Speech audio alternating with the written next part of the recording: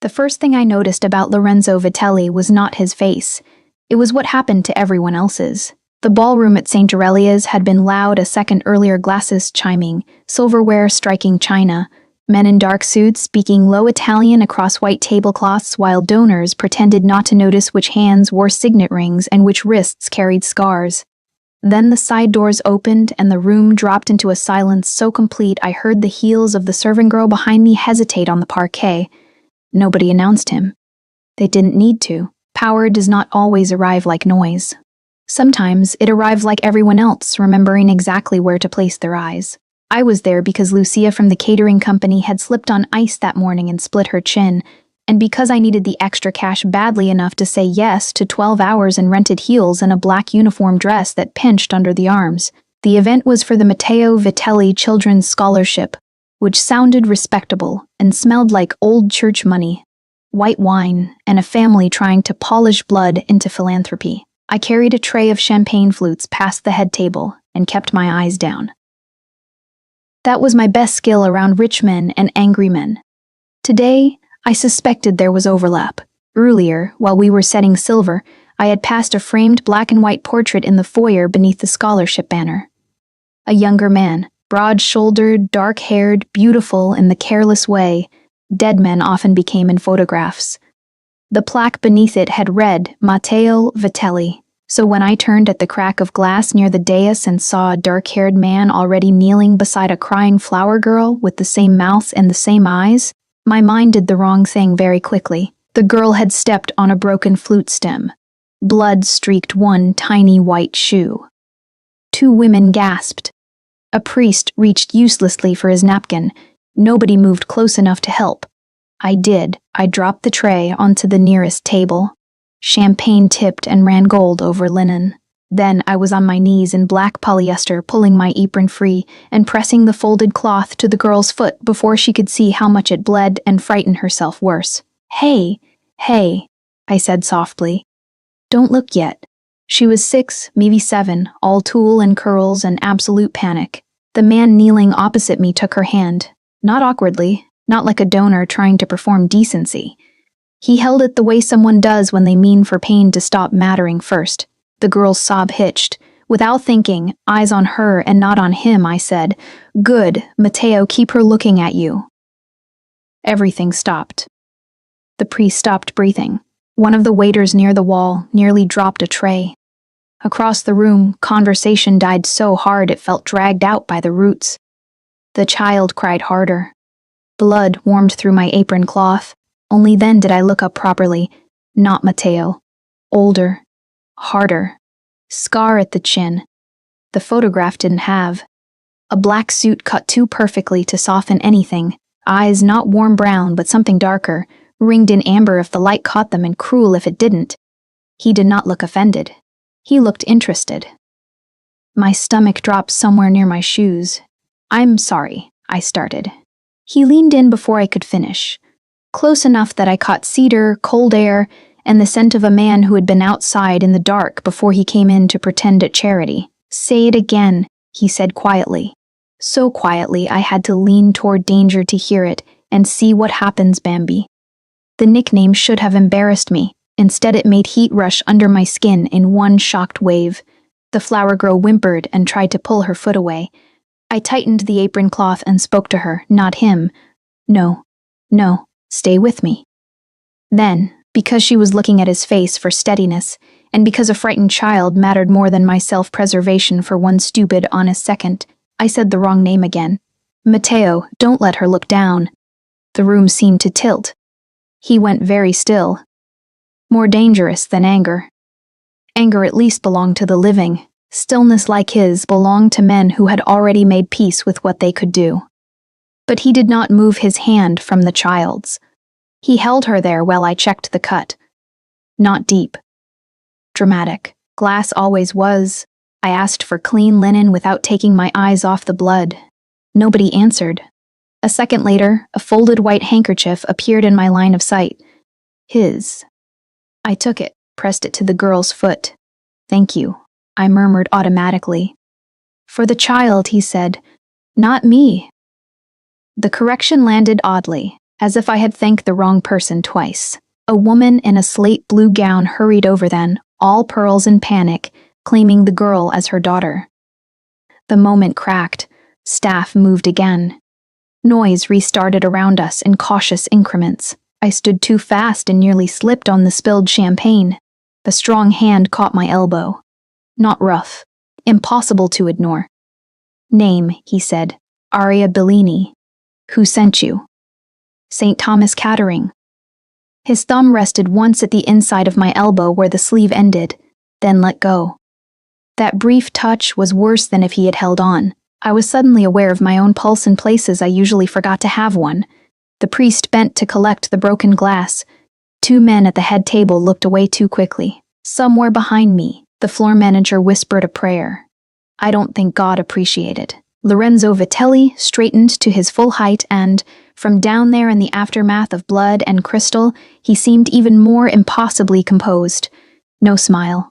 No visible temper, just that measuring gaze. Then he said to the floor manager, "She leaves with my people." I opened my mouth. "I don't." His eyes came back to me. The sentence died cleanly.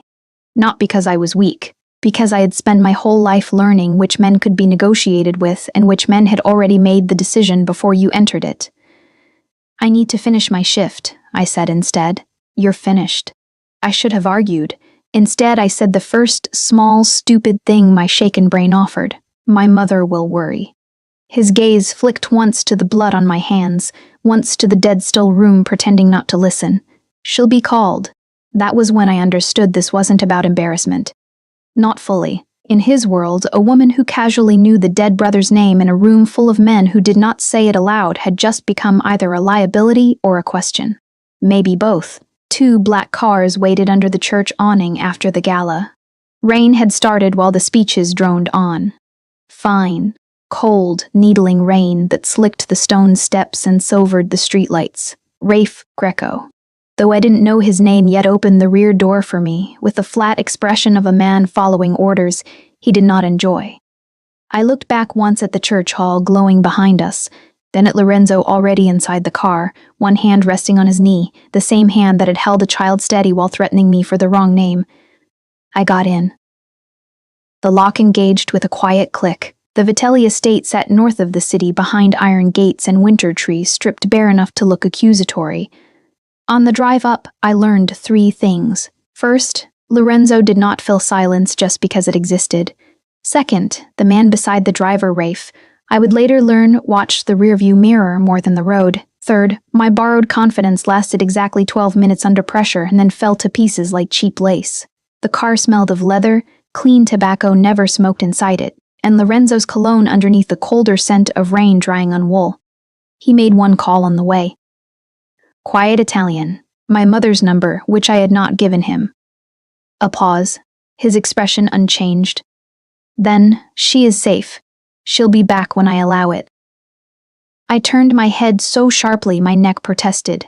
"That wasn't a request," I said. His gaze shifted to me from the dark window. "No." Rage kept me upright better than fear did. "You don't get to speak to my mother like that. Would you prefer I didn't call her?" The question trapped me in a place I hated between practicality and dignity. I said nothing, which felt too much like losing. He saw that too. Of course he did. "Good," he said quietly. "We agree on something." The house itself looked less like a home than a treaty no one had finished negotiating with stone. Pale facade, tall windows, black shutters, the kind of front steps that made ordinary shoes feel dishonest. Inside, warmth met us all at once. Wood smoke, lemon polish, old cedar, the faint medicinal trace of expensive houses that kept doctors closer than priests. A woman in black waited in the entrance hall with a cardigan buttoned high and a face made for truth. People didn't want. She looked at me first, then at Lorenzo, then at the bloodless line of my mouth. "So," she said, "this is the girl." I hated that phrase on sight. "This is Aria Bellini," Lorenzo said. "She stays in the north wing." The woman's brows rose. Not because she disapproved, because something about that placement meant more here than it did to me. "Bianca Russo," she said to me, extending one dry hand. I keep this house from pretending it doesn't bleed. I took it. Her grip was firm and brief, and slightly smelled of soap and arnica. I'd rather go home, I said. Bianca's mouth twitched. That's sensible. A poor foundation for what happens next. She led me upstairs without waiting for my answer. The north wing corridor held thick runners, old paintings, and the silence of private spaces people took seriously. My room had cream walls, a narrow writing desk, one armoire, and a window facing the lake. Nothing gaudy. That almost made it worse. Restraint always feels more expensive than gold. Bianca shut the door behind us. Not locked. I checked anyway after she set down fresh towels. Don't, she said. I turned. Don't what? Waste your fear on the wrong parts. She folded her hands. If Lorenzo meant you harm, you would not be sleeping here. That does not make you safe. It means the danger is arranged differently. That was not helpful and somehow more honest than reassurance would have been. I sat on the edge of the bed. Why am I here? She looked at the window rather than at me. Because you said Matteo's name twice in a room where men twice your age won't say it once. I swallowed. He's dead, I said. She nodded. 10 years. The number settled heavily in the space between us. I saw the scholarship portrait. I assumed as much. Bianca crossed to the armoire and opened it.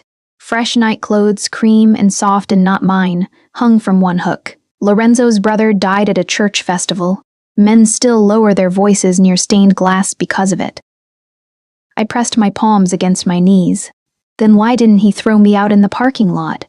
She turned back with one of the folded nightgowns over her arm. Because you were helping a child and because you said his brother's name like it belonged to comfort instead of power. Her gaze sharpened, and because now he wants to know how a caterwaiter from Cicero knew it at all. There it was. The real shape. My father had once balanced parish accounts for St. Aurelia's before everything went bad. He used to mutter names while doing sums at the kitchen table because numbers made him forget. Other people were listening. Vitelli, Salvi, donations, construction, missing lines he never explained when I asked. I should have told Bianca that. I didn't. From the photo, I said. She studied my face for a beat too long. Then she handed me the nightgown. For now, that's enough. Dinner came on a tray I did not touch. At 9, Rafe knocked once and entered without waiting for permission. He carried a small first aid kit and looked annoyed by the existence of both me and the bandage on his own left hand. Bianca says the flower girl's blood got through your skin. I looked at my scraped knuckles from the broken glass. It's nothing. He set the kit down. That's what bad patients say before they faint dramatically. Despite myself, I smiled. He noticed. There. Better. He cleaned the cuts with steady, surprisingly careful fingers. He wasn't soft. That was clear from the flattened knuckles and the gun under his jacket. But he had the particular patience of men who learned violence professionally and therefore did not waste it in small rooms. Do you always look this worried while patching people up? I asked. Only when they're suddenly under the boss's roof? He taped the last scrape. Usually ends badly for someone. My stomach tightened. That was not comforting. It wasn't meant to be. He packed the gauze away. If Bianca tells you to stay put, stay. If Lorenzo tells you something quietly, obey faster than you think you need to. And if Arturo Salvi speaks to you alone, listen carefully. Arturo? Consigliere. White hair. Priest face. The man who smiles like patience. He shut the kit. I don't trust men who smile that much. Before I could ask why, a shadow moved in the doorway behind him. Rafe stood immediately. Lorenzo did not step fully inside. He stayed at the threshold, one hand in his trouser pocket, the other loose at his side, the posture of a man who never needed the whole room to control it. His eyes went to the untouched dinner tray, then to my bandaged knuckles, then to my face. You'll eat. Not a question. I folded my arms, and if I don't? His gaze sharpened by less than an inch. Then Bianca will come back and make it unbearable for both of us. The answer startled a laugh out of me before I could stop it. Rafe looked deeply offended that I had found the boss human. Lorenzo did not smile, but something moved once at the corner of his mouth. There and gone. He said, "Tomorrow we talk." I should have asked if that meant I could leave after. Instead, I said, "Am I a guest or a suspect?" His eyes held mine for a long second. "Yes," he said. Then he closed the door behind him with a soft, final click. Morning at the estate sounded like expensive discipline. Coffee cups placed too carefully on saucers, shoes on runners before dawn, the faint electronic chirp of gates cycling open for black cars that arrived empty and left full. Somewhere below my window, men spoke in clipped Italian over the gravel drive, low enough that I couldn't catch words. Only the shape of impatience. When Lorenzo crossed the foyer, all of it quieted by a fraction, as if the house itself adjusted its breathing to him. Bianca made me eat toast in the breakfast room, while sunlight turned the silver coffee pot into a small threat. "If you stare at the door any harder," she said, "it won't turn into freedom out of politeness." I'm deciding whether jumping out the window is dignified. It isn't. You'd land in the box hedges. Rafe arrived just after 9 with a folder under one arm and no apology in his posture. "Boss wants her eyes." I looked up from the coffee I barely tasted. "My eyes?" Bianca made a face that suggested she too found men impossible but had no expectation of reform. "Put on a coat, Aria." The drive to the harbor took 30 minutes and about 5 years off my life. Chicago changed outside the glass by degrees, stone houses to warehouses, church spires to cranes, bakery windows to chain link and stacked containers. The farther south we went, the more the city smelled like river metal and diesel. Lorenzo sat across from me in the rear seat, reading from the same folder Rafe had carried down. He wore charcoal today, no tie, the top button of his shirt open.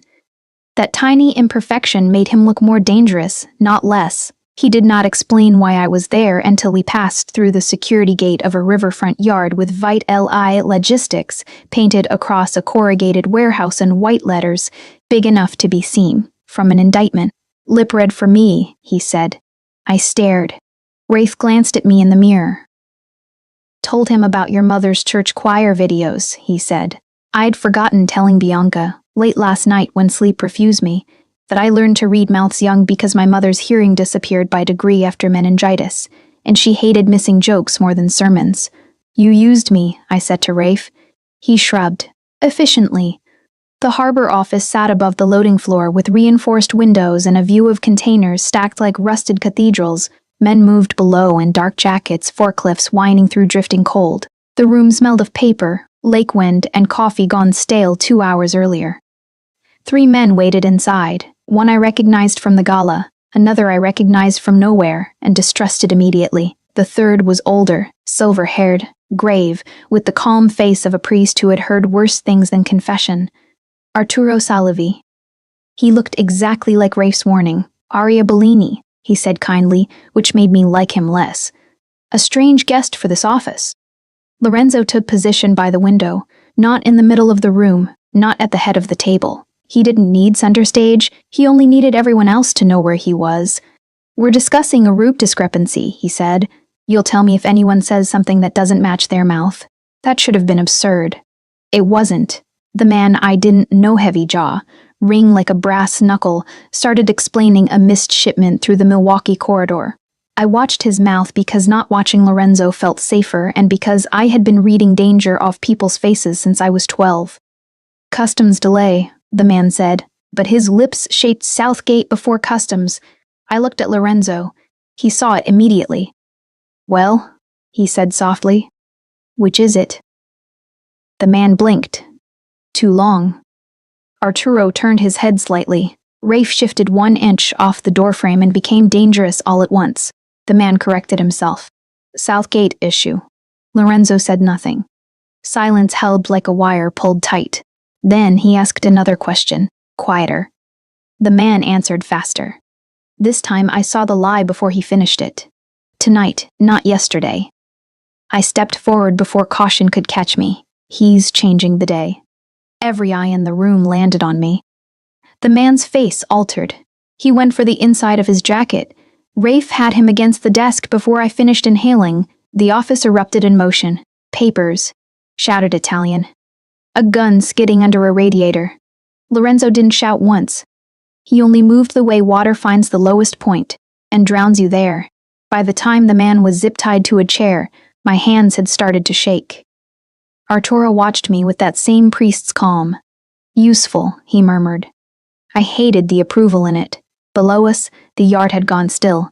Men pretending to work while waiting for orders. The particular silence of armed men who know violence is happening one floor above them and will soon become their responsibility. Lorenzo crossed to the desk and slid a manifest sheet toward me. Look, my father's handwriting would have leaped off the page less violently than what I saw there, black thread stitched through one line of freight code near the margin. Not pen. Needle. Tiny, exact, invisible unless you were already looking for tailoring where it didn't belong. My throat tightened. I touched the thread once. My father did this. The room went colder. Arturo's kindly expression did not move, but Rafe's attention sharpened. Lorenzo watched my hand on the page. You're sure? He marked hidden duplicates this way. Paper tears. Thread survives. I swallowed. He used to do it on parish accounts when he didn't trust the books. That answer changed the room more than the tied man had. My father had died 6 years earlier after being accused of skimming scholarship funds through church restoration accounts tied to the Vitelli Foundation. Mugging, the police said. Wrong alley, wrong time. My mother cried over his coat and called it God's will because poor women are asked to rename negligence as religion more often than seems necessary. Lorenzo took the manifest back very carefully. You know what route this is. I read the code again. Felt the river air under my skin. St. Aurelia Corridor. Mateo's scholarship. Church money. Harbor freight. The tied man on the chair stopped struggling. Someone had already moved against us. Worse, someone had been moving for years. Lorenzo folded the page once and slipped it into his inside pocket. His gaze lifted to mine. Not with gratitude exactly, but with a recognition I did not trust. Then the warehouse windows blew inward. Glass burst across the office in a white roar. I hit the floor by instinct. Men shouted below. Metal screamed. A second later, gunfire stitched the loading floor and Rafe was dragging me behind an overturned filing cabinet with one hand while drawing his weapon with the other. Lorenzo did not duck. He looked once at me, crouched and breathing hard behind cover, then at the manifest over his heart. The line of his mouth hardened. Someone was already inside his empire. That night, the estate felt older than the city around it. Storm clouds rolled in off the lake and sat on the roof lines like judgment. Wind found the shutters. Pipes ticked in the walls. Somewhere in the east wing, a door banged once and then held. After the harbor blast, men moved through the house with radios pressed low to their throats and jackets open enough to show holsters. Nobody said explosion. They said incident. Men who lived by violence love small words for large damage. Bianca found me standing at the north wing window and pressed a cup of tea into my hand as if I were 7. It wasn't your fault, she said. I watched headlights wash across the wet drive below. That sounds like something people say when it very much might be. She clicked her tongue. If your guilt were useful, I'd let you keep it longer. Before I could decide whether to be offended, the first shot cracked across the grounds. Not thunder. A shot. The teacup rattled in the saucer. Bianca swore softly and set both down on the console table. Come. What's happening? Men being men. That meant nothing and everything. She took me through the north hall, down the back stairs, and into the small basement chapel tucked behind the old wine room. I knew it now. The red lamp. The smoke-dark Madonna. The cold stone that made every whispered prayer sound already answered. Bianca slid the bolt across and turned to me with her hand braced against the wood. If he doesn't come for you himself, you do not open this door. That sentence landed wrong. He. She held my gaze. Don't make me say Lorenzo as if you don't already know. Upstairs, feet pounded overhead. Radios crackled in sharp bursts. Then church bells started somewhere in the distance. St. Aurelia's midnight tower carried by wind, and every hair on my arms rose. The bolt lifted almost immediately. Bianca's hand went under her cardigan. Small gun, not decorative. The door opened. Lorenzo stepped in with Rain on his shoulders and a pistol in his hand. He took in the room in one sweep, Bianca armed, me against the pew, the bolt, the altar. No exits. Only then did the gun lower by a fraction. Perimeter's holding, he said. Driveway team, only. The church bells kept sounding through the stone in slow, terrible intervals. Bianca put the gun away. Then why do you look like that? He didn't answer. I saw it before she did, or maybe she saw and knew to look away. Lorenzo had gone still in a different way than usual, not controlled, not sharp, absent by inches. The bells kept tolling. The red lamp made the hollows under his cheekbones darker. His hand on the pistol did not tremble, but his jaw had locked so hard the muscle showed. Matteo had died at a church festival. The bells were dragging him somewhere old and merciless. Bianca made a decision and stepped into the sacristy behind the altar under the pretense of checking medical supplies none of us needed. She left us in the lamp glow and stone-cold air.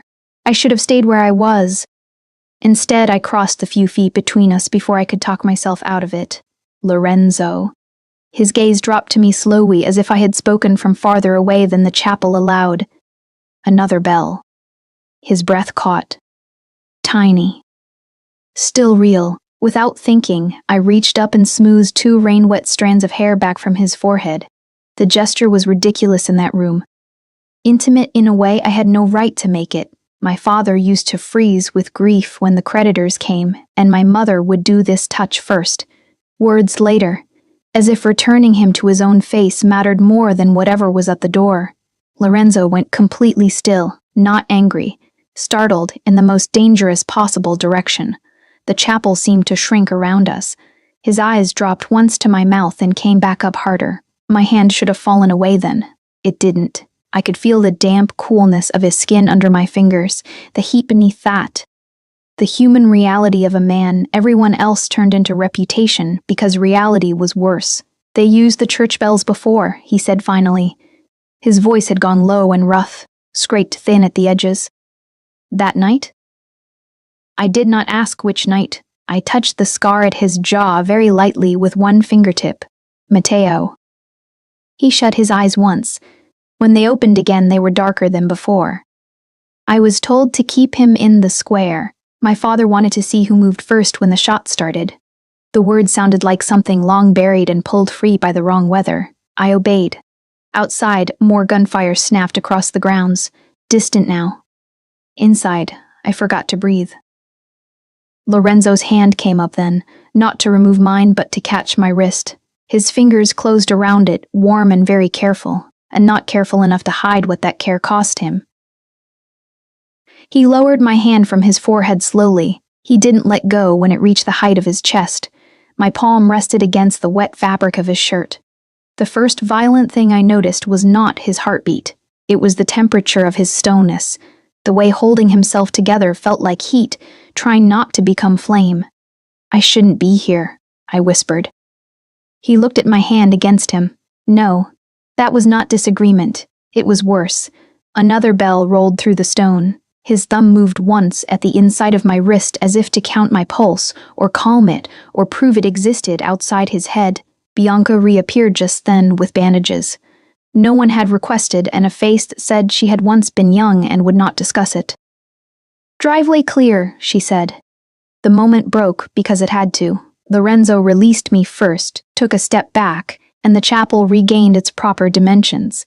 He picked up the gun from the pew where he'd set it without my noticing. At the door, he paused. Then, without looking at me, he said, "From now on, if Bianca tells you to move, you move. If Rafe says get down, you get down. If I say stay behind me, you don't improvise." I should have bristled. Instead I said, too quietly, "I don't want another church to happen." His head turned at that. For one brutal second, something open moved through his face.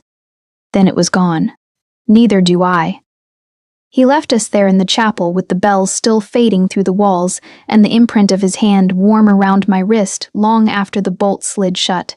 By the next afternoon, the house had learned how to function around war, not gracefully, efficiently. Men came and went through the side entrance with boxes, files, bloodless expressions.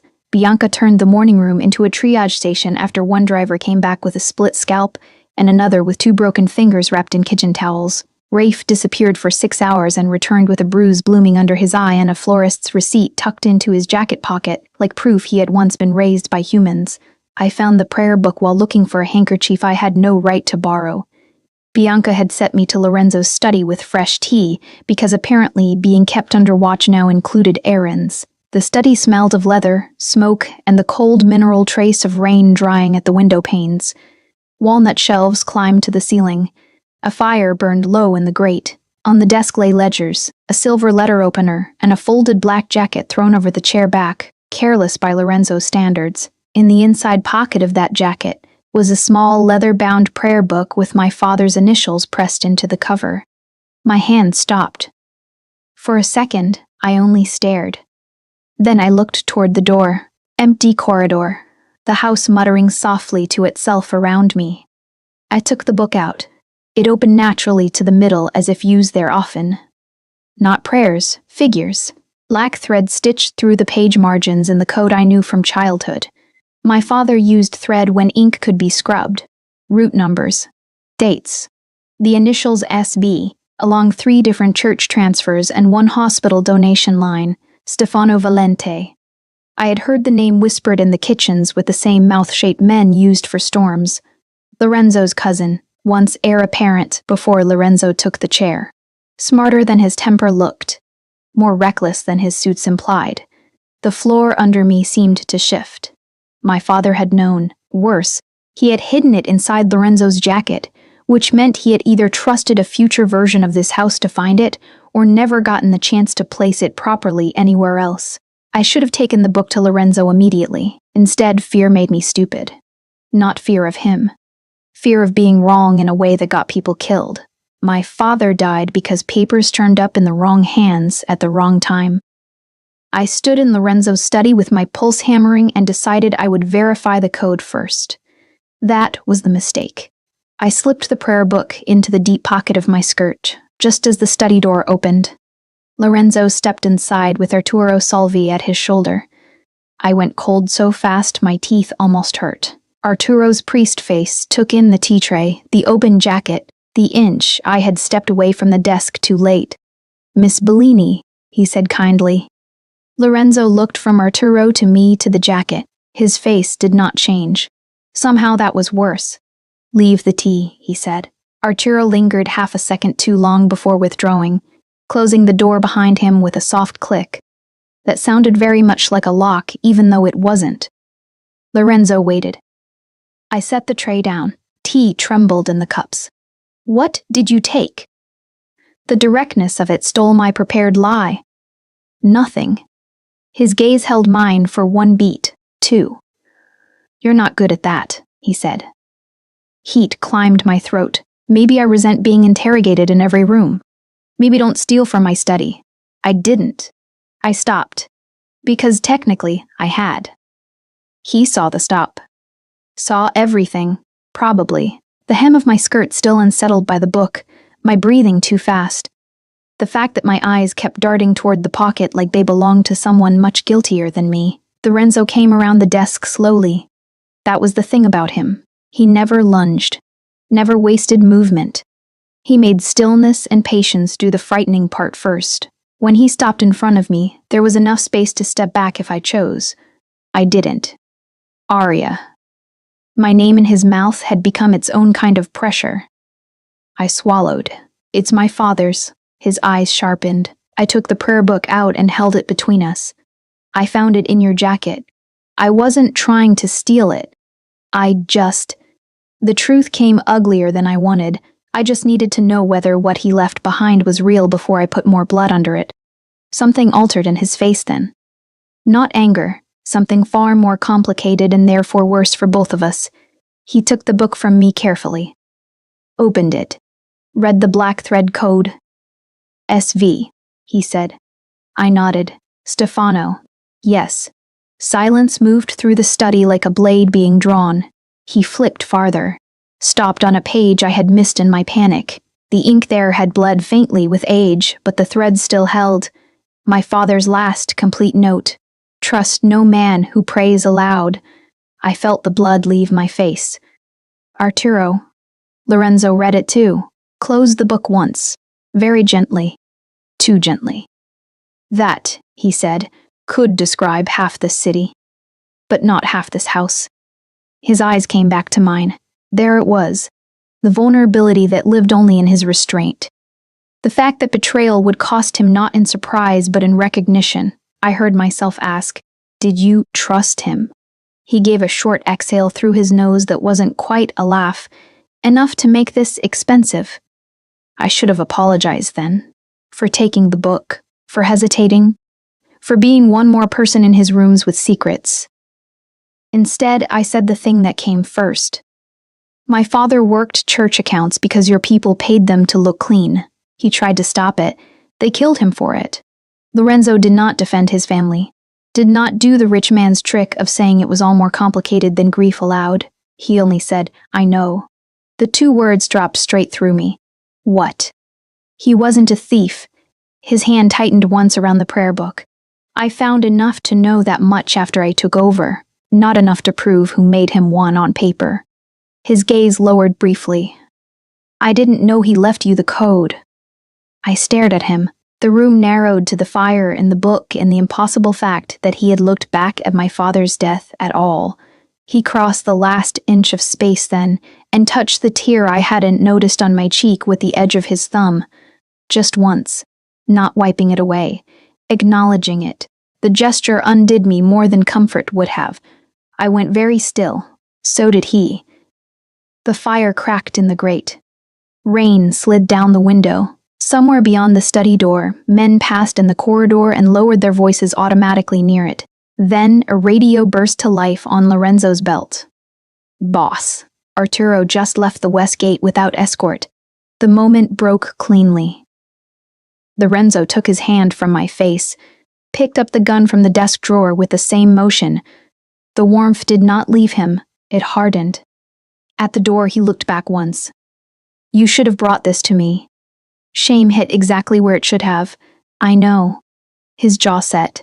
That answer doesn't make it smaller. Then he left me in the study with my father's prayer book open on the desk, and betrayal no longer suspected but still not fully named. The ambush happened outside St. Aurelia's after a memorial lunch, which felt like either irony or blasphemy, and maybe those were cousins. A dock captain's widow had invited the family to eat after Mass, because grief apparently required veal, wine, and men in black coats pretending they were not taking inventory of exits. Bianca said I was coming because the estate was no longer safer than the city. Rafe said I was coming because Lorenzo refused to leave me where Arturo's remaining loyalties might already have hands. Lorenzo said nothing. He only handed me a dark coat at the church steps and closed the car door himself. The church hall smelled of tomato sauce, candle smoke, damp wool, and the sharp green note of crushed parsley under too many shoes. Conversations stayed low. Men leaned toward Lorenzo and stopped talking when he looked up. I sat 2 tables away with Bianca and Rafe, trying not to notice how often my body tracked where he was without permission from the rest of me. He noticed anyway. I knew he did. Not because he looked, because he didn't need to. The first shot broke a stained glass pane above the side doors.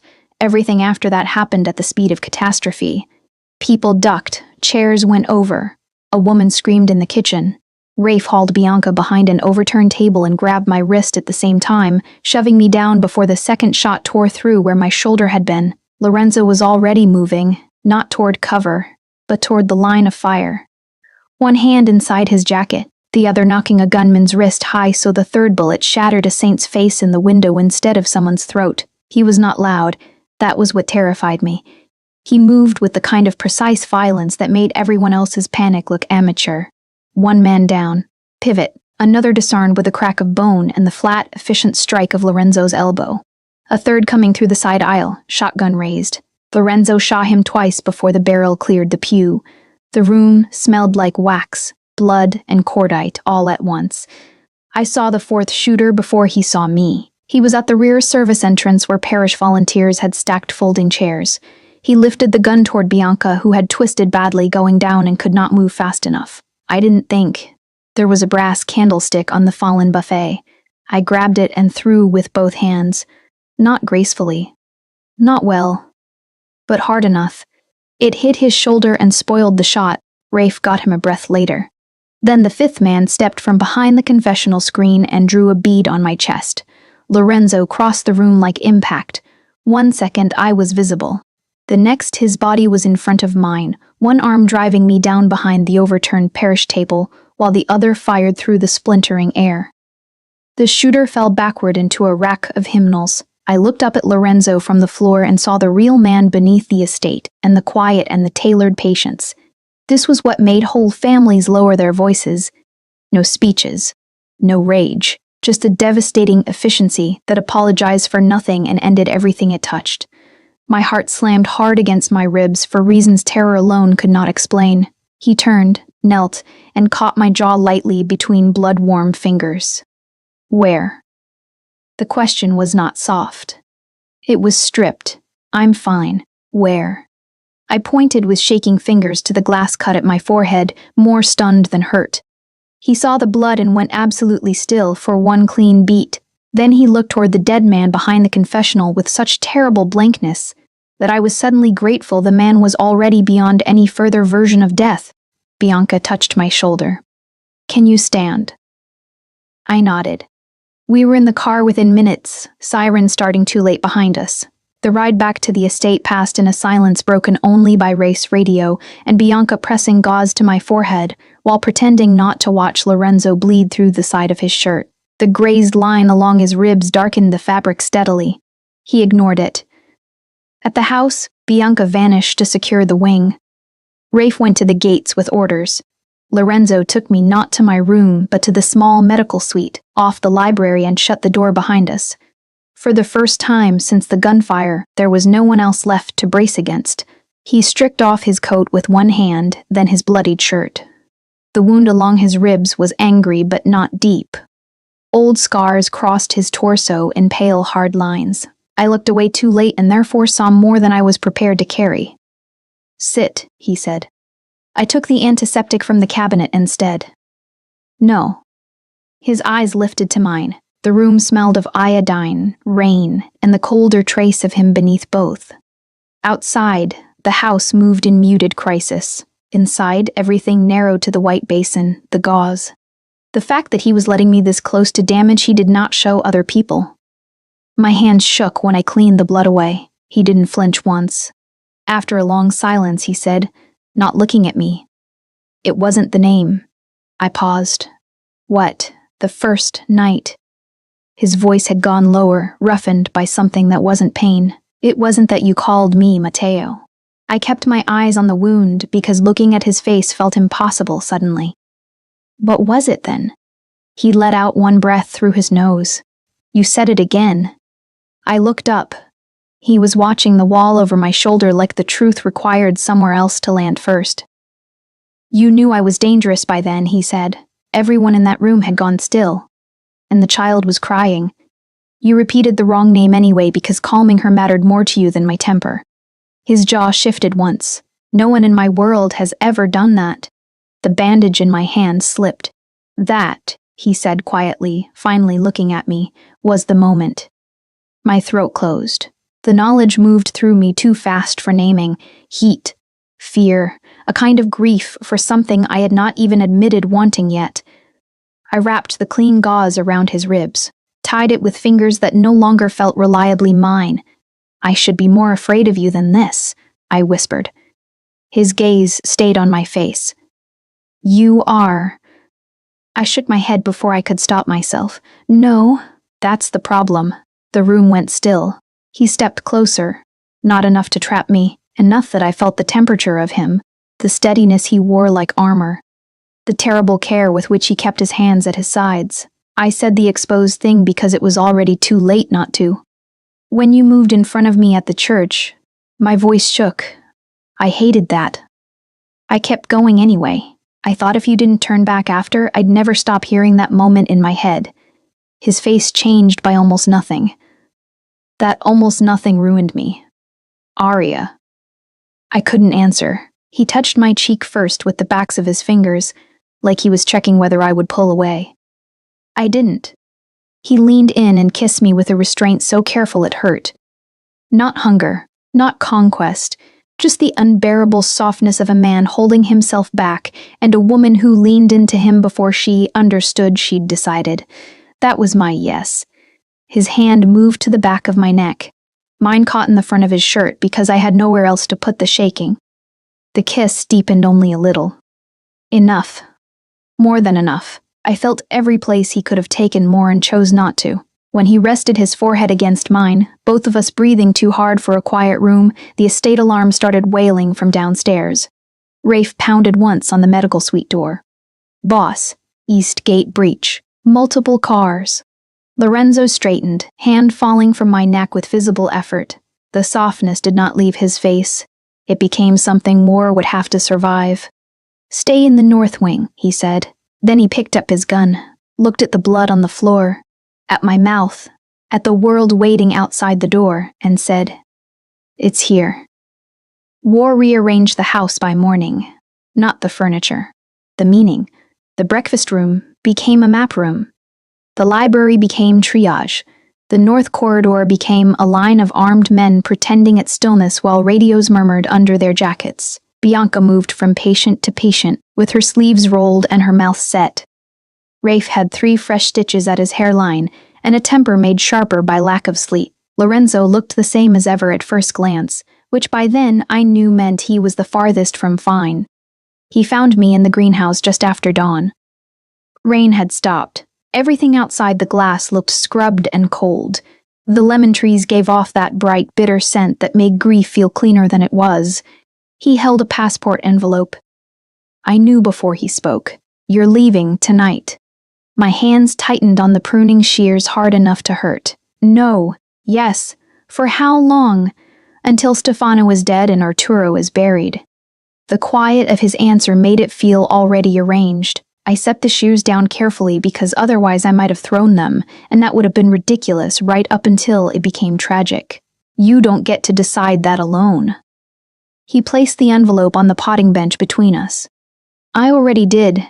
It should have made me furious. It did. It also hurt in a place anger couldn't fully reach. Bianca came in 10 minutes later with a train case and a face that told me she had lost this argument hours before I woke up.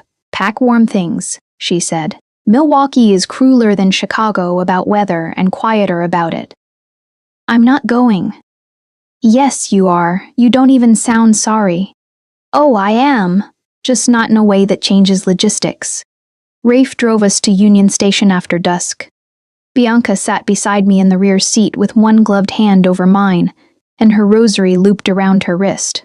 Lorenzo did not come. That was the sharpest cut of the day, and the one I despised myself for feeling most.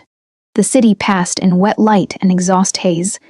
Crowds under umbrellas, corner stores steaming their own windows, men at crosswalks with their collars up and their thoughts elsewhere. Ordinary life continuing right next to the fact that mine had gone off its rails. I had the prayer book hidden in my handbag. That was my second mistake. Not taking it. Keeping back the last loose page I found folded into the binding after lunch. I had read it in the bathroom with my pulse in my ears and found a route code Lorenzo had not yet mentioned aloud. A station drop. Union. South Concourse. I had meant to tell him once I was sure I'd read the thread correctly. Then war turned the house into motion and I became a woman with one more secret in a car taking her away from the man it endangered. At the station the air smelled of damp concrete, coffee, and train brakes. Rafe carried my case. Bianca took my elbow when the crowd pressed too close. The departure board clicked above us. Milwaukee in 12 minutes. This was the real exit point. I knew it the way some things arrive whole. If I boarded, I could still walk back toward the person I had been before Lorenzo Vitelli leaned over a bleeding child and changed what danger looked like. Not the same person exactly, but something adjacent. A woman who still believed careful distance could keep her soul from staining. I wanted that. God help me, some part of me wanted it fiercely.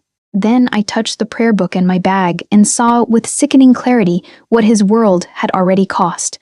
Bianca's sleepless eyes, Rafe's stitched hairline, the line of Lorenzo's mouth when he said it's here. The person I had become inside it, watching doors, counting exits, measuring silence, keeping a page back because I wanted certainty more than trust. I turned to Bianca. "There's another note. Her whole body went still. What? Before I could answer, Rafe swore under his breath. 3 men had just stepped off the South Concourse escalator in weatherproof jackets, 2 identical to be casual. 1 carried flowers. 1 carried nothing. The 3rd already had his hand inside his coat. Behind me, Rafe said. Bianca shoved me toward the pillar before the first shot fired. Panic broke the station apart. People screamed. Luggage hit tile. The floral bouquet burst in the gunman's hand and white lilies scattered over the floor just before Ray shot him through the chest. Bianca drew a pistol from under her cardigan, with the weary competence of a woman too old to enjoy surprising people with firearms, and fired twice toward the second shooter. The 3rd came from behind the ticket kiosk. He wasn't aiming at me, he was aiming at Bianca because she was moving me. I saw it. So did Rafe, 1 heartbeat too late. Bianca turned at the same moment and took the bullet high in the shoulder. The force spun her sideways into the timetable pillar hard enough to crack the skin at her temple. She stayed upright. That was the worst part. For 1 impossible second, Bianca stood there with blood running down her sleeve and still raised the gun again because Rafe was exposed.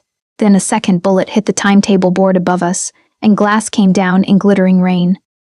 Rafe grabbed my coat collar and dragged me backwards so hard my feet left the tile. Move. I'm not leaving her. He slapped the train ticket into my palm and shoved me toward the open carriage door where conductors were screaming for people to get clear. This is the order now. Orders. Always men in their orders. Always blood making them sound holier than they were. I twisted in his grip. Saw Bianca sink to 1 knee with her hand clamped over her shoulder and the rosary at her wrist shining red under station light. Saw the second shooter go down under a transit officer's wild return fire. Saw through the burst-open crowd 1 silver-haired man at the end of the platform who was not running. Arturo Salvi. He stood under the departure board in a dark coat with his hands in his pockets, calm as confession. My heart stopped. Then restarted wrong. Rafe followed my stare, and because he was Rafe, because he missed very little when it mattered, he understood before I spoke. His face changed into something colder than fury. Get on the train, Arya. Arturo, I know. The carriage jolted once. Doors chimed. He shoved me up the metal step. I caught the rail, half-turned, about to jump back down anyway, and saw Bianca looking straight at me through the stampede and smoke of station panic. Not at Rafe. Not at the shooters. Me. Go. Her mouth shaped. Then the train pulled. The platform slid away under yellow light and gunfire, and the sight of Rafe turning back toward Bianca while Arturo disappeared into the crowd without hurry. Like a man who had already been paid for patience. I hit the carriage floor on my knees and grabbed the seat frame because the city had just cut me loose from it by force. The train took me anyway. The first 10 minutes north felt like theft. The carriage smelled of wet wool, coffee gone stale in paper cups, and the metallic heat of train brakes. People around me were crying quietly or pretending not to have witnessed what they had very clearly witnessed. A little boy 2 rows ahead kept asking his father why the lady fell down. Nobody answered him well. I sat with Bianca's blood on my sleeve and my father's prayer book in my bag, and the ticket crushed into a damp, soft square inside my fist. Milwaukee waited at the other end of the line like a bad idea wrapped in practical clothes. If I stayed on this train, I could still become some version of the woman I had been 2 weeks ago. Tired, broke, careful, alive in the small acceptable ways. I could tell myself that leaving had not been cowardice, but obedience. That Lorenzo had chosen for both of us because men like him always had. That my life before him, narrow as it was, had at least belonged to me. Then, I opened the prayer book again. The folded page I had hidden there before the station slid out into my lap. Black thread. 3 knots. 1 long pole. A route code. My father's hand had written only 5 words in faded ink beneath it. Bell Tower. Arturo keeps the key. The train roared over a switch. The page trembled in my hand. Bell Tower. Not metaphor. St. Aurelia's old South Bell Tower. The one sealed after the fire inspection my father used to joke was purchased with guilt and incense. If Arturo kept the key, then Arturo had been more than a cautious consigliere. He had been inside the architecture of betrayal from the beginning. I shut my eyes once. This was the real exit point, not the platform. Now. Leave, and maybe I saved what remained of the person who still believed distance could keep her clean. Turn back, and I chose Lorenzo's world with open eyes, not because I had nowhere else to go, because I knew something that could save him, and because leaving with it in my lap would make the rest of my life feel like a room with no air in it. At Glenwood, before the train fully cleared the platform, I stood. The conductor shouted. I ignored him. Jumping from moving trains is foolish, and I am not claiming nobility for what happened next. I only know that the carriage slowed enough. My boots hit wet concrete hard enough to jar my teeth, and then I was running back through freezing rain, with my bag slamming against my hip and my father's book tucked under my coat like a second heart. A cab driver refused me at first. Then he saw the blood and the tears I hadn't noticed were happening and said, "Lady, either get in or collapse somewhere less dramatic." We cut through the city in red lights and lake wind and my own rising panic. I called Bianca. Nothing. Rafe. Nothing. Lorenzo. Straight to secure voicemail that did not even say his name. So I went where the thread pointed. Saint-Aurelia rose from the dark like every childhood lie about safety had learned to wear stone. The front steps shone black with rain. One side door near the rectory stood ajar. Light showed thinly beneath it. Inside, the church smelled of wet candle wax, dust, and old wood swollen by 100 winters. No choir, no priest, no charity gala, just the hush of a place that had seen too much and learned to hold its own breath. I climbed the narrow spiral stair toward the South Bell Tower with one hand on the cold rail and the prayer book clenched in the other. Halfway up, I heard voices above me. Arturo first. Calm. Irritated. Then another voice I had only heard whispered in the kitchens and once at the harbor through men suddenly trying not to say too much. Stefano Valente. I stopped 3 steps below the landing and listened. Lorenzo will come here before the estate, Stefano said. Smooth, almost bored. He always comes to the old wound first. Arturo answered. Only if the girl got off the train. She did. My skin went to ice. How are you so certain? Arturo asked. Stefano laughed softly, because Matteo was a fool for children, and Lorenzo was only ever more dangerous, because he resented being made of the same blood. The girl says the wrong name to calm a child, and suddenly my cousin starts imagining salvation. Every hair on my arms rose. Arturo exhaled, and Bianca, alive enough to be useful if necessary. A pause. If Lorenzo comes alone, we end it in the tower. If he brings men, the crypt charge goes first. Charge. The stone beneath my boots seemed to shift. I backed down 1 step too fast. The hem of my coat caught the rail. A tiny sound. Barely anything. Enough. Arturo stopped speaking. Someone's there. I ran, not down all the way. Up. Toward the bell chamber because instinct under pressure does not always serve survival. Sometimes it only serves speed. The tower door slammed behind me. I threw the iron latch. Too late. Arturo hit it once from the other side and the whole chamber shook. The bell room was circular, cold, and mostly dark, except for stormlight through the arched openings. The bronze bell hung over the center like a threat that had learned patience. Dust, pigeon feathers, coiled rope. One old switchbox mounted on the inner wall beneath fresh wiring that absolutely had not belonged to church history.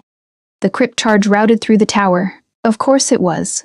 Below, Arturo hit the door again. Arya. That was new. Him using my name at last. I ignored him and went to the wiring. My father used thread. Men like Stefano used electricity. Both left patterns if you didn't let fear blur your sight. I knelt in grime and wind and looked for the dead man's intention under the live one. Red wire to a timing box. Secondary loop to the bellhammer, probably to ring when armed because subtlety was a habit none of these men seemed able to keep. A key slot. No key. The door splintered. I grabbed the rusted bell rope with both hands and swung it hard into the switchbox. Metal screamed. Sparks burst blue. The bell above me gave one shocked, monstrous strike that rolled through the whole church like judgment. Then the chamber lights died. Below, Arturo shouted something that was lost under the second toll. In the black, the door started giving way. And somewhere out in the rain-dark city, Lorenzo had not reached me yet. The first man through the tower door wasn't Arturo. He was one of Stefano's guards, broad-shouldered and stupid enough to think darkness belonged to him because he entered it armed. The emergency light from the stairwell made a red stripe across the floorboards. Smoke from the fried switchbox stung my throat. I stayed crouched behind the bell frame, with splinters under my palms, and the broken brass housing from the timing box clutched in one hand like a prayer I did not believe in. He stepped into the chamber and said, "Girl," as if that settled the hierarchy. I threw the brass housing at his face. It hit hard enough to buy me 1 second. I took it, dove low, grabbed the iron bell wedge from the floor where it had fallen during the strike, and drove it into the back of his knee with both hands. He went down cursing. The gun fired into the ceiling. Stone dust rained over us. Then Arturo came through the red half-light with his own weapon up, and his old calm burned clean off his face. "Enough," he snapped. I backed toward the bell rope, breathing too fast. The chamber opened to storm on 3 sides. The city below looked far away and wet and absolutely indifferent to small deaths in old towers. Arturo's gaze took in the dead switchbox, the sparking wires, the guard writhing on the floor. "Your father wasted his cleverness on the wrong people," he said. I hated that his voice still sounded like comfort to the ear. Men like him built their treacheries out of exactly that. "You sold Matteo," I said. He did not deny it. That was Lorenzo's father's order. "But you kept obeying after the father died." His jaw tightened. There it was. The true wound of cowards, not guilt, but being seen clearly. Families survive by choosing the stronger son. "Then you chose wrong." The words cost me. They also bought another second because Arturo's face changed, and men like him always paused before they killed anyone who managed to reach the one honest nerve still functioning. That pause ended when footsteps thundered up the stairs below. Not one man. Several. Arturo heard it, smiled once without warmth. Good. Then the tower door behind him exploded inward under a shoulder hit hard enough to shake the bell. Lorenzo came through the frame like the consequence of every bad decision in the room. Rain on his coat. Gun already up. Rafe behind him, pale and limping but moving anyway. 2 other Vitelli men filling the stairwell with controlled violence and very little noise. Arturo pivoted toward the new threat. The wounded guard lunged for his fallen pistol. Rafe shot him before his hand closed. Everything after that happened in brutal, efficient pieces. Arturo fired first. Lorenzo twisted, shot once, and the bullet tore through Arturo's shoulder instead of his heart.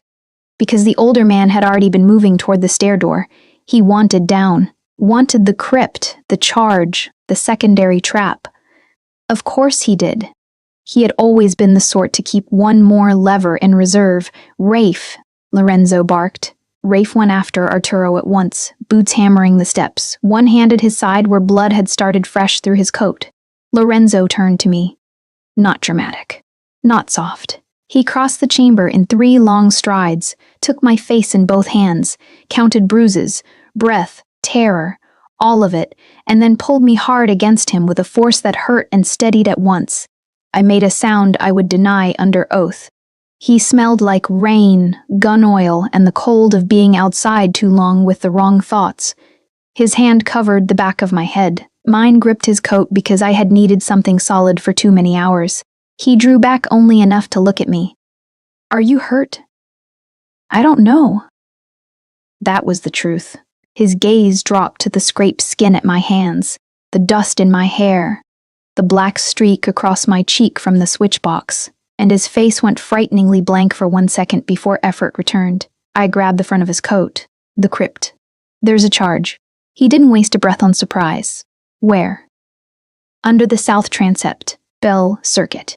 He was already moving me toward the stairs with one hand at my neck, shield and instruction in the same touch. We hit the landing at speed, and the church opened beneath us in layers of red emergency light, incense smoke, and men shouting over gunfire in the nave.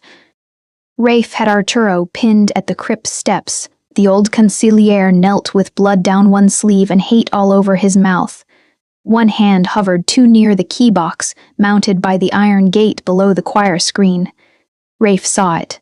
So did Lorenzo. Neither could get a clean shot without risking the panel.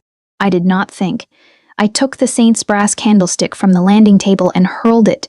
Again, not beautifully, hard enough. It hit Arturo's hand as his fingers closed on the switch. Bone cracked. The key clattered across the stone. Rafe was on him a breath later, driving him into the crypt rail while Lorenzo vaulted the last 3 steps and ripped the panel open with his bare hands. Sparks. Wire. Old plaster dust. Time? He snapped. I dropped beside him on the stone floor and read the setup through the smoke in my own heartbeat. No timer now, manual arm. He needs the key. Good. It shouldn't have sounded like relief. It did. Above us, another volley of shots cracked from the rectory side. Stefano. The name ran through me like a cold current. He still hadn't shown himself, which meant this had all been staging. Tower. Crypt. Arturo. History as bait while the real hen stayed clean. Lorenzo saw the realization hit me. Where? Not here, I said. That's exactly why.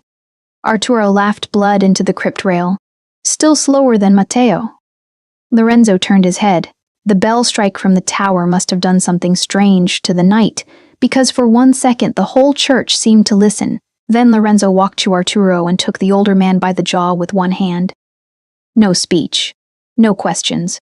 No grief performed for witnesses. Just one look, long enough to show Arturo he had lived to see the exact face of the son he had helped ruin. What you did to Matteo, Lorenzo said quietly, wasn't strategy. Arturo tried to smile. No, it was correction. Lorenzo let go as if touching him further offended some remaining standard.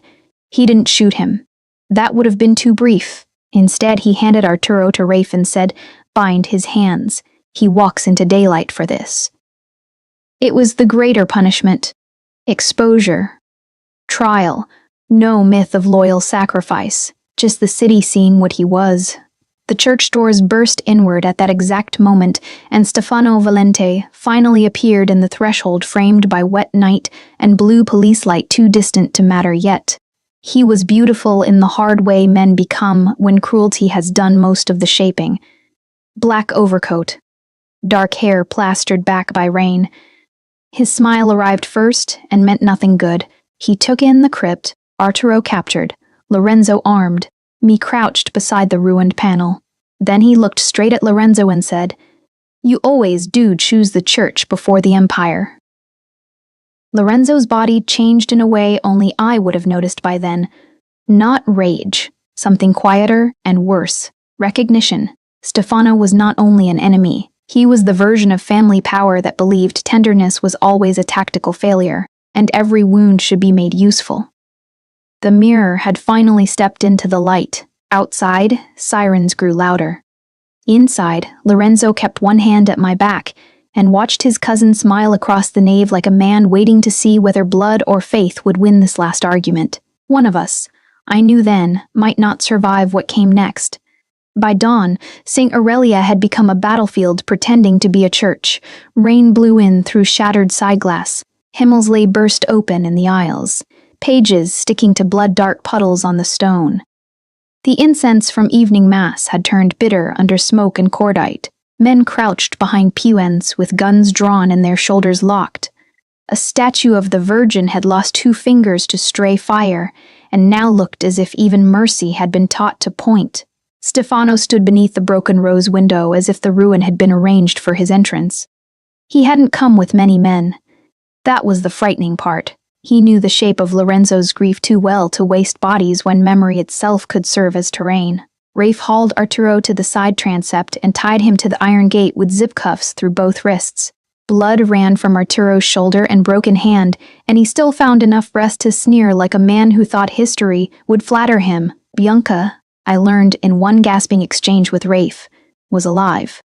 Surgery. Furious. That alone kept my knees from failing outright. Lorenzo positioned me behind the marble baptismal font. Stay down. I can help. I know. It wasn't permission. It was worse. I crouched anyway, palms damp on cold stone, and watched the men organize themselves around him. That was how his authority always showed most clearly to me, not in speeches or threats, but in what happened to everyone else's bodies when he moved. Shoulders aligned, eyes sharpened, fear put away because his was the steadier instrument. Stefano lifted his voice just enough to carry. You dragged family into daylight. Arturo won't survive a court. He wasn't family, Lorenzo said. Stefano smiled. That's exactly what they said about Matteo when he got inconvenient. The name hit the church like another shot. Lorenzo didn't flinch. I did. Because that was what Stefano wanted. Not just victory. Distortion. He wanted Lorenzo to become the kind of man who would let the dead be redefined by utility because that was the creed Stefano had built himself out of. Leave the girl, Stefano called. I'll make the route books disappear and the docs stay yours. Lorenzo's silence answered first. Then he said, no. One word. Absolute. The gunfire started again from the choir loft. Not Stefano. Men he'd held in reserve above the organ pipes because of course he had. One Vitelli guard went down hard behind the front pew. Rafe fired upward. Stone chipped from the arch by my shoulder. Someone screamed near the confessionals. I saw the path before Lorenzo did not, because I was smarter, but because I was lower to the ground and terrified enough to notice what survival offered. The old processional ropes for the festival banners still ran from the choir loft pulley down to the side altar where volunteers used to tie lilies and fabric in June. One rope was frayed. One wasn't. Stefano stood almost directly under the intact line. I moved, not into gunfire. Along the floor behind pews, through wax and shattered glass and damp hymn sheets, the rope cleat at the side altar was tied twice and jammed under a brass angel bracket. My fingers slipped once. Again. Then the knot gave. The loft banner crashed down. Not pretty. Not cinematic. Heavy red velvet and two brass crossbars dropping out of nowhere onto Stefano and the shooter nearest him in a tangle of church pageantry and physics. One man screamed. The other vanished under fabric long enough. Long enough was all Lorenzo needed. He crossed the nave in 4 strides and hit the nearest shooter before the man cleared himself, disarming him with one shot and driving the barrel away from the pews. Rafe took the loft man a heartbeat later. Stefano rolled free of the velvet with blood at his temple and fury finally visible. He fired toward me. Lorenzo turned on the sound more than the shot. The bullet punched into the font instead of my chest because he was already in front of me, one arm shoving me flat to the floor while the other fired over my shoulder. Stone dust rained down. My cheek hit freezing marble. I smelled centuries of candle wax crushed under my own hands. When I looked up, Lorenzo had Stefano pinned by the ruined font rail, one forearm across his cousin's throat. There are moments after violence when time narrows to the exact moral size of a decision. This was one. Stefano wasn't begging. He laughed instead, blood on his teeth, and said, "There you are." He meant the monster.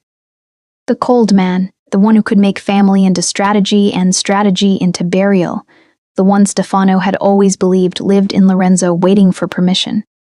Lorenzo's grip tightened. I saw it happen. The brink. If he killed Stefano like this, by hand and rage and blood memory in a church his brother once bled in, some part of him would never come back across that line. He would win. The empire would hold, and Stefano would still take the shape of the man Lorenzo became afterward. I got to my feet before I had permission from fear. Lorenzo. He didn't look at me. I stepped closer anyway, heart beating so hard I could feel it in my bandaged knuckles. "If you do this for Matteo," I said, voice shaking, "don't do it his way."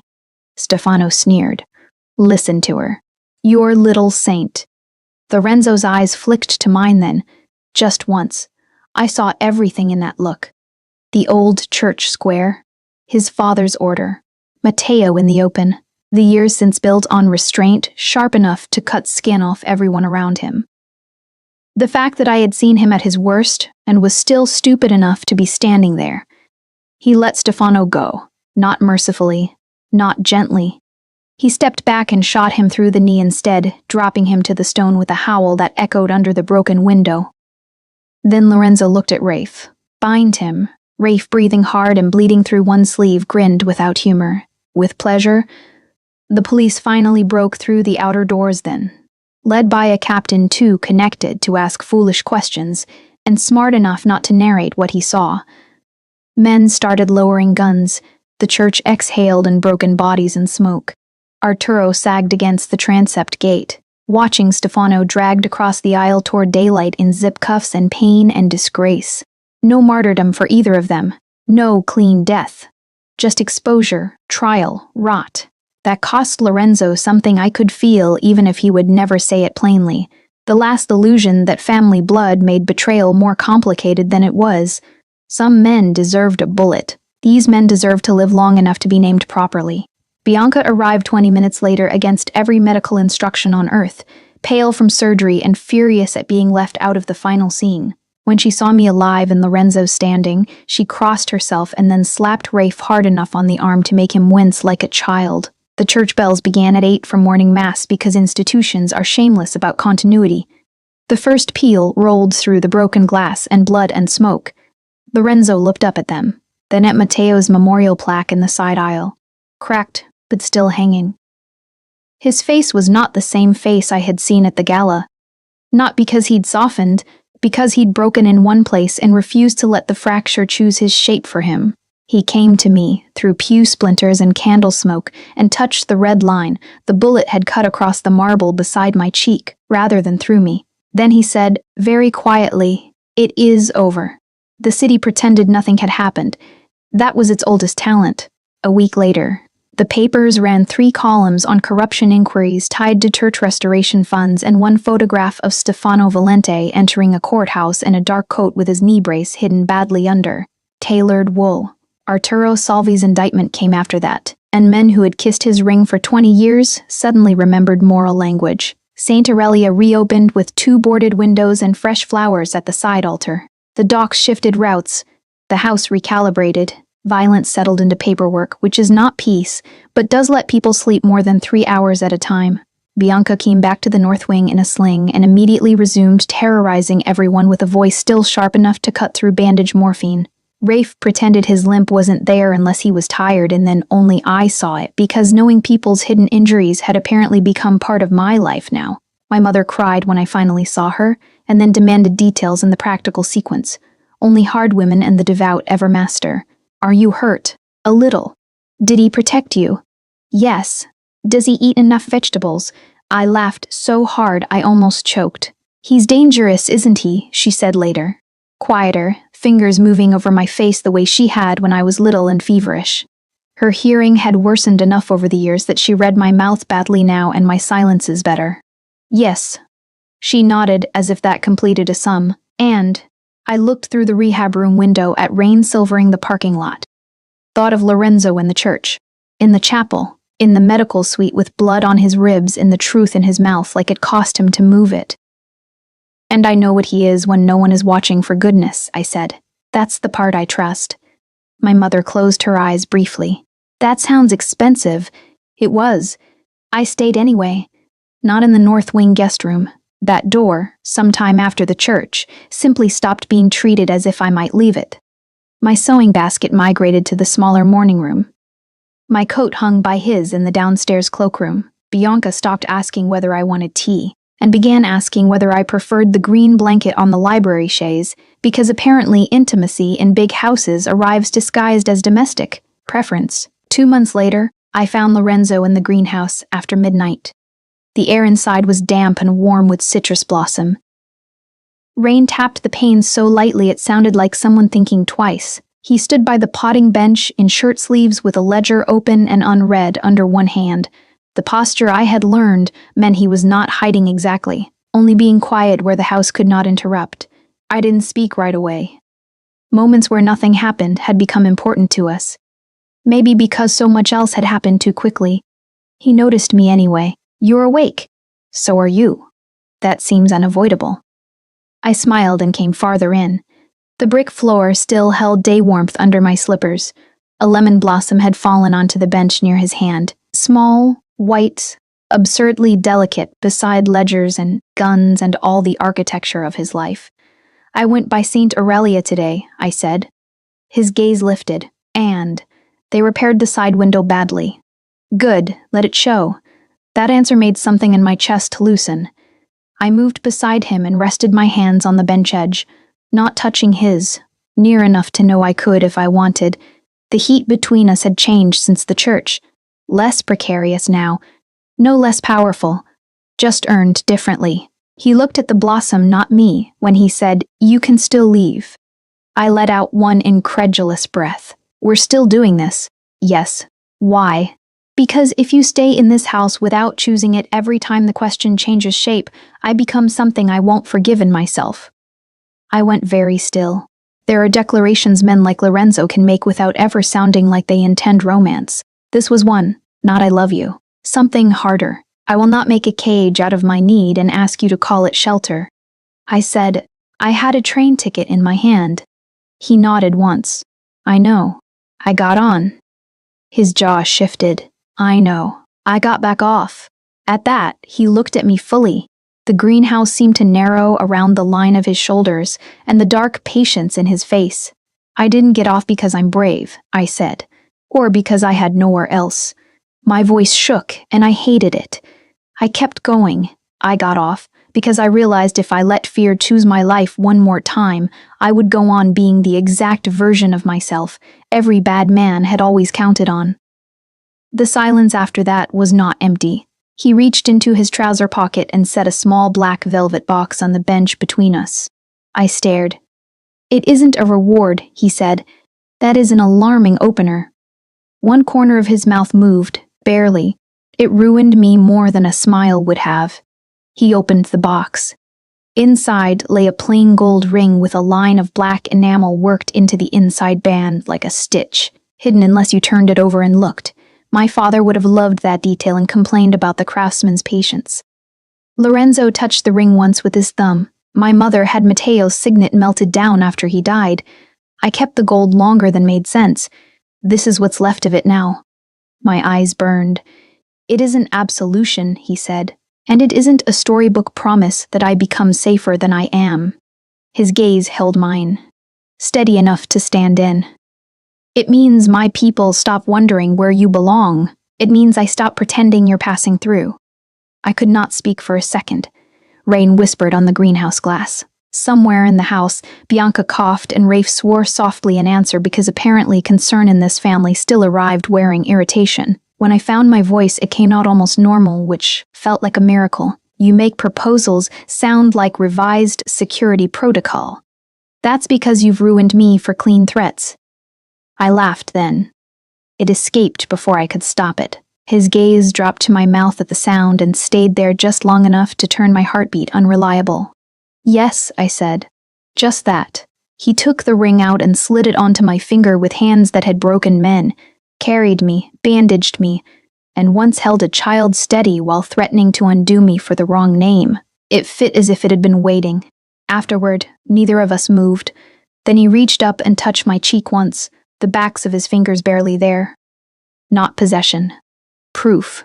On my way back to my room, our room, though I still stumbled over the thought sometimes, I passed the portrait of Matteo in the upstairs corridor. Fresh flowers stood beneath it in a narrow vase, not charity gala lilies. Lemon blossoms from the greenhouse, white and bitter and alive. The house had not become harmless. It had become chosen. 8 months into marriage, the Vitelli house still knew how to hold a storm. Thunder rolled off the lake just after dinner, low and hard enough to make the crystal in the sideboard hum. Rain striped the windows. The old house answered with settling beams and one complaining hinge near the west stair that Bianca kept threatening to have exercised instead of oiled. We were hosting the scholarship board that night, because Lorenzo had insisted St. Aurelia's fund stop being used as a laundering machine for dead men's vanity and start becoming exactly what the plaque claimed it was. Children now, actual children. Bianca said reform was ugly work and required better shoes than sin. A little boy from the parish choir tripped in the foyer after dessert and skinned both palms on the marble. He couldn't have been more than 8. Thin tie shoe. Too proud to cry until he saw the blood. And then, of course, he cried harder because that is what blood does to children and adults who pretend otherwise. 3 board members froze uselessly. One priest fumbled for a napkin. Lorenzo came in from the library at the sound of glass and panic. Dark suit immaculate, expression already changing the room around him. The boy looked up, saw the man every adult had gone silent for, and cried harder. I was on my knees before I thought about it. Hey, I said, catching his wrists gently before he could smear blood all over his shirt front. Don't look yet. His breath hitched. Lorenzo crouched opposite me in the exact way he had the first night. One knee on marble, one hand already steadying the boy's shoulder. And because memory is a strange, cruel, tender thing. Because the portrait of Matteo hung 3 feet behind Lorenzo in the entrance hall tonight. Because a frightened child mattered more in that second than the old ache I still knew his brother's name carried, I heard myself say it. Good. Matteo, keep him looking at you. The foyer went still. Not with fear this time. With recognition. Lorenzo's gaze snapped to mine. The boy sniffled and clutched at his cuff. Am I bleeding a lot? You're being dramatic, Lorenzo said to the child without taking his eyes off me. I bit the inside of my cheek because inappropriate laughter has always stalked catastrophe in my life. Then, softer, to the boy, I said, Look at him, not the hands. Lorenzo did. He kept the boy's attention with one question about soccer and another about whether choir robes made normal running impossible. The child hiccuped through answers. Bianca arrived with antiseptic and a rolled bandage, muttering that if anyone dripped blood on her entrance rug, she'd throw all of us in the lake. I cleaned the scrapes. Lorenzo held stillness around the child like shelter. When we were done, the boy went back to his mother bandaged, indignant and very pleased with the quality of attention he had extracted from the Vitelli household. Only then did the foyer empty enough to matter. The board members drifted back toward coffee. The priest remembered God. Bianca took the bloody cottons with a sniff. Thunder moved farther out over the water. The house relaxed by degrees. Lorenzo stood. So did I. He waited until the last of the guests disappeared down the corridor before he stepped closer, one hand slipping into his pocket, the other coming to rest lightly against the newel post beside my shoulder. Not trapping. Never that now. Just close enough that I could smell his cologne under the storm on his coat and feel the temperature of his stillness in the small space between us. You did it again, he said quietly. Heat climbed my throat. He was scared. I know. His gaze dropped briefly to my hands, still faintly pink from the antiseptic, then rose to my face again. That's the point. I looked away first, at the rain on the leaded glass, at Matteo's portrait catching the lamp glow, at the house that had held so much grief and somehow made room for other things anyway. When I first met you, I said, I thought saying the wrong name twice was the stupidest thing I'd ever done. It was in the top 5. That startled a laugh out of me. His mouth shifted, there and gone. Then he said, Lower now. Do you know what it cost me? The laughter vanished. He touched the inside of my wrist, exactly where he had in the chapel, exactly where he still did when he wanted truth more than performance. It cost me the idea that distance was safer than love, he said. You said his name to calm a child while every instinct in the room told you to protect yourself first. His thumb moved once over my pulse. And you still do that. You still make my anger, my history, my reputation smaller than someone else's fear. Every time, it lands the same. My throat tightened too fast for dignity. I'm sorry, I whispered. For Matteo? For hurting you. Something changed in his face. Not softness exactly. More dangerous. The thing beneath it. No, he said. You didn't hurt me with that. He glanced once toward the portrait, then back. You made him human in my house again. I couldn't answer. Not immediately. There are moments when language becomes less useful than breath, so I did the only thing I could manage. I rested my forehead lightly against his chest and listened to the slow, certain beat there under tailored wool, and all the contradictions that made him mine and not safe, and still home in every meaningful sense. His hand came to the back of my neck, not for urgency, not to claim, just to keep me there for one more second in a foyer that had once held my fear and now held the quieter truth after. When I lifted my head, he kissed my forehead once, the briefest warmth, and looked past me toward the dining room where laughter had restarted, ordinary and imperfect and real. The empire was stable. The men who had tried to twist it through Matteo's grave were gone. Bianca still ran the kitchen like a military campaign. Rafe still complained about florists and secretly tipped them too much. My mother had begun asking Lorenzo for help with crossword clues because apparently terror evolves into domesticity if left alone long enough. Outside, the storm moved north. Inside, Lorenzo took my hand and led me back toward the dining room where the scholarship board waited with coffee, ledger revisions, and children's names written correctly for once. That was the life we built. Not clean, not gentle, chosen. And because every door this story opened has now been closed, I will leave you with the only ending that fits. I said it wrong, and loved him right.